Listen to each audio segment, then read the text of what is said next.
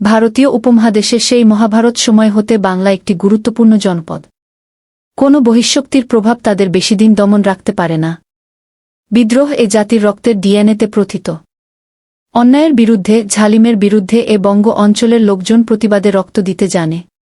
তাই তো বাংলার লোকের স্বাধীনতা রক্ত দিয়ে কিনতে হয়েছে। ব্রিটিশ আমলে স্বাধীনতা সংগ্রামের আঁতুড়ঘর ছিল এ বাংলা অঞ্চল। এখান থেকেই শুরু হয়েছিল কোম্পানির শাসন হটিয়ে দেয়া সিপাহী বিদ্রোহ।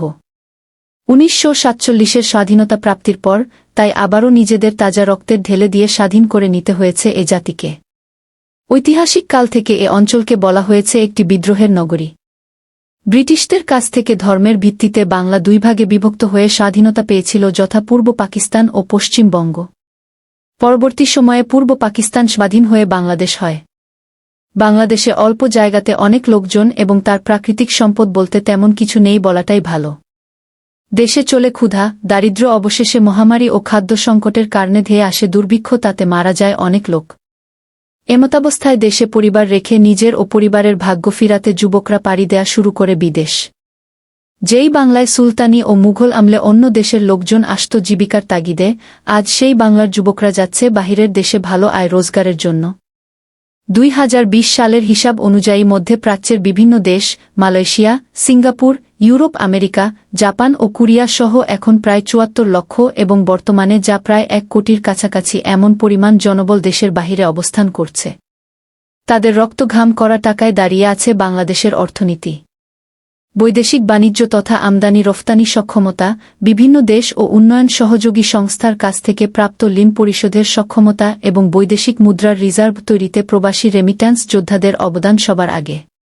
প্রতিমাসে বিদেশ থেকে আহরিত অর্থের পরিমাণ $2 বিলিয়ন, গত কয়েক মাস যাবৎ তা প্রায় $2.5 বিলিয়ন করে আসছে।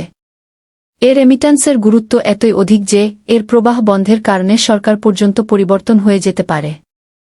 গ্রামের কাঁচা পথে আগে যেখানে চলতে গেলে কাদা আর মাটিতে মাখামাখি হয়ে যেত, ঘরে ঘরে কেরোসিনের বাতি জ্বলত, ভাঙ্গা ঘরে বাস করতে হতো, সেখানে আজ পিচ ঢালাই রাস্তা, বিদ্যুৎ বাতি ও পাকা বাড়ি। প্রবাসী রেমিট্যান্স যোদ্ধাদের বীরত্বের কারণেই এটা সম্ভব হয়েছে। যাদের প্রেরিত অর্থ দিয়ে যখন বাংলাদেশের পরিবার, সমাজ তথা দেশ পরিবর্তন হয়ে গিয়েছে, সেখানে আমরা তাদের জন্য কি করতে পেরেছি তা কি একবার ভাবি? বিদেশে থাকাকালীন আত্মীয় স্বজনদের নানা অনুষ্ঠানে উপস্থিত থাকতে পারেনি। কৈশোরের প্রিয় বালিকা মেয়েটির বিয়ে হয়ে গিয়েছে পরিবারের চাপে, কত স্বপ্নের মৃত্যু হয়েছে। নিজ পরিবারের কত সদস্যকে হারাতে হয়েছে, পৃথিবীতে সবচেয়ে আপন পিতা মাতার শেষ বিদায় দেখতে পারেনি, কবরে এক টুকরো মাটি দিতে পারেনি। প্রিয়তমা স্ত্রী, আদরের সন্তানদের অসুস্থতায় পাশে থাকতে পারেনি। যৌবনকে কুরবানি দিতে হয়েছে। শৈশবের কত বন্ধুর চির বিদায় হয়ে গিয়েছে, শেষ দেখাটাও হয়নি। নিজের মৃত্যু হলেও অনেক সময় লাশটা পরিবারের কাছে পাঠানোর কোনো উপায় থাকে না। কত অবহেলা করা হয় শহীদের মতো পবিত্র এ দেহটাকে। এত ত্যাগ দিয়ে যারা বিদেশে অবস্থান করছেন, অনেক ক্ষেত্রে আমরা তাদেরকে শুধু টাকা কামানোর মেশিন মনে করি। না আছে তাদের পারিবারিক, সামাজিক ও রাষ্ট্রীয় স্বীকৃতি। দেশে বিদেশে পাসপোর্ট সংক্রান্ত কাজে গিয়ে নানা হেনস্থার সম্মুখীন হতে হয়।